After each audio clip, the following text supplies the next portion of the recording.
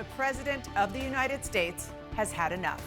Joe Biden is engaged in a multi-pronged effort to shut down growing pressure for him to quit his race for re-election. Already this morning, he sent a long letter to House Democrats effectively saying, get on board or get out of the way. And he called into MSNBC and dared Democrats who don't want him to run against him at the convention. We're not going anywhere. I am not going anywhere. I wouldn't be running if I didn't absolutely believe that I am the best candidate to beat Donald Trump in 2024. We had a Democratic nominating process where the voters spoke clearly.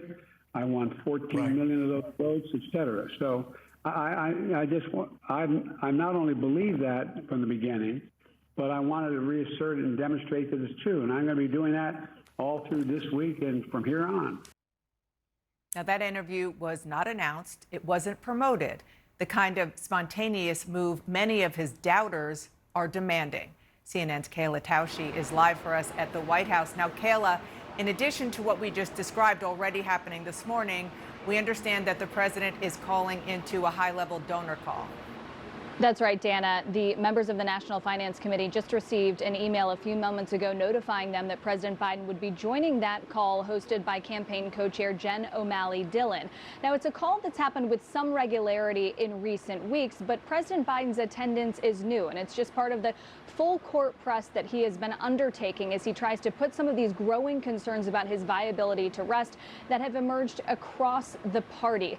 Earlier today, in that interview that you cited, he said he didn't care what the donor class thought, that he cared more about what the average voter thought, and that he wasn't in the race for millionaires and billionaires, but continuing to finance a race that is expected to bring in some $3 billion by the end of it requires quite a bit of cash, especially going up against the recent fundraising momentum of his predecessor, former President Donald Trump. President Biden came out swinging in that interview. He said he also believed the polls were wrong, that the pundit class was wrong, and that the party elite were wrong, likely a veiled reference to a range of op-ed pieces that came out over the weekend following his interview with ABC News that was meant to quiet critics.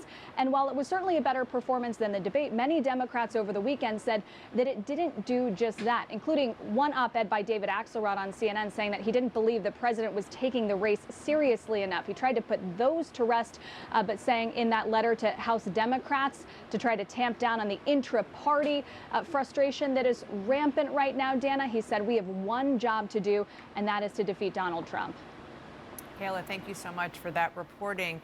And joining me here at the table to discuss all of this, our all-star group of CNN reporters, Phil Mattingly, MJ Lee, Manu Raju, and Eva McKend. How did I get so lucky to have all of you here? I mean, And Manu. Wow, already with the trash talk? I know. I literally haven't even said hello fully. Well, none of us are cool enough to not wear ties and wear gym shoes. Okay. So, you know. You can pull it off. Yes, that's right. Okay, not that you couldn't. Okay, let's get serious here. You, Manu, I know you were just on the Hill. You just came there. And so the big question right now is, are the president's efforts, which have been stepped up, like he went from maybe 10 miles an hour to 100 miles an hour this morning in the last 3 hours, how much is that going to work with the Democrats you talked to on Capitol Hill? It's a great question, and everything is going to hinge on what the Democratic leaders ultimately decide to say. Hakeem Jeffries has said very little. The Democratic leader has not, even in the private discussions, has not really tipped his hand one way or the other. He will be asked by reporters. Tomorrow they're having a closed-door meeting. I'm told that they're not allowed to bring cell phones into this closed-door meeting, so they want to have a real intense discussion. So that's going to be a key sign tomorrow morning when they meet. Tomorrow afternoon, Senate Democrats will meet. Chuck Schumer similarly has said very little as well. How does he view things? Does he come out against the president? I got to say, though, just knowing the way the Democrats tend to fall in line, the Democratic leaders, it would be hard to see them breaking ranks in the aftermath of Biden's aggressive effort to shore up support within his party. If they do, perhaps it's because Biden slips again, has another huge mistake, causes more concern. Maybe that will change the dynamic. But it's easy to see them deciding, Right. There's no other choice here. He's staying in the race, so let's all fall in. And that's really key because we have all, I am sure, talked to lawmakers who privately are saying it's time for him to go, but have at least in my case, some of the lawmakers I've talked to have said explicitly, I don't want to say so publicly for a number of reasons.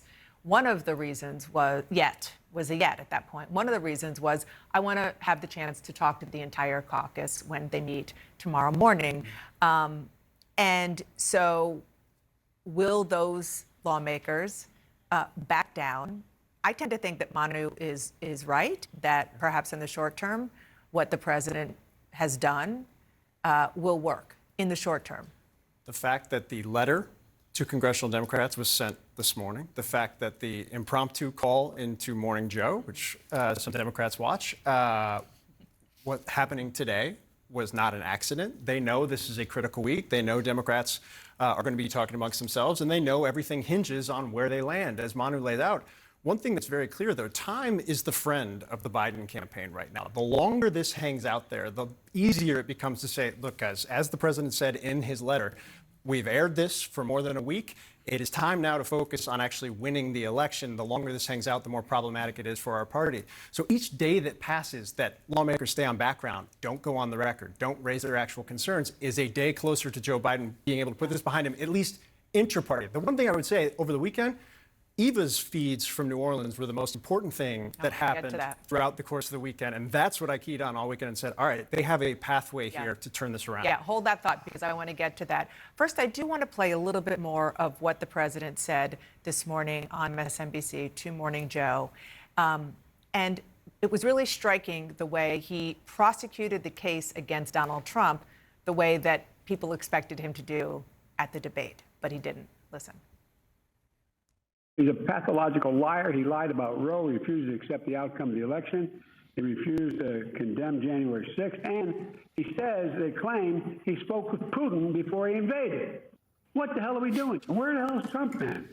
What has Trump said or done except deny and lie about what he's for? This guy is going to rip away at a woman's right to choose in a permanent way.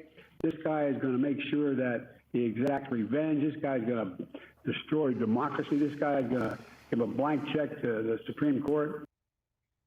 So, MJ, listening to that, my question for you is based on your excellent reporting, over the past week and a half in particular, but this story that you have out now about what's going on inside the White House, inside a despondent White House, aides gripped by unease as Biden's political future remains uncertain. How much is that helping with them? Well, you put the politics aside, and does he have a viable electoral path? Is he going to stay in the race, which we've been talking about nonstop for 10 days? There are people inside the White House who were genuinely just shocked by what they saw on the debate stage. They say that they hadn't seen that side of him, and particularly for 90 plus minutes. And, there have been meetings inside the White House with senior officials getting their troops together and saying, look, hang in there. We know that this was a tough moment for you all to witness. I think that gets to, obviously, the gravity of the situation. I will say, this morning when I looked down at my phone and saw that the president had called into Morning Joe, I was genuinely surprised to see that. And I think that gets to how rare it is for this White House and for this president to do something that seems that last minute, that spontaneous, that unexpected. And I think that is what has some of his biggest defenders really just wanting to hit their heads against the wall. Why haven't we been seeing this Joe Biden from day one? Because really, keep in mind, particularly as we're talking about what will Dem leadership do, we haven't seen the president actually go out and make these kinds of moves himself until days after the debate. We were all sort of waiting to hear directly from President Biden. He didn't even start making phone calls to Democratic leaders until a couple days in. And that, I think, has been so puzzling and so frustrating. Which is added to the drip, drip, drip, no question about it. Phil mentioned your great reporting from New Orleans over the weekend. Essence Fest was happening there. And that speaks to another really striking dynamic here that we have all picked up in our reporting. And that is yesterday, for example, on this private call that Hakeem Jeffries, the House Democratic leader, had with the ranking members, Maxine Waters, veteran House member from California, Bobby Scott, veteran House member from Virginia. They were, I'm told, among the most vocal in arguing that the president needs to stay in. And that goes all the way through the Congressional Black Caucus and beyond. What did you hear? Well, Dana, there is a different conversation happening across many communities in this country than happening in Washington. You know, I spoke with Black voters at the Essence Fest, hundreds of thousands of Black voters from across the country at this festival. And they're saying Democrats need to stick with the game plan. They say, we love the vice president, we love the president, and, you know, one poor debate does not negate all that he is doing for our community.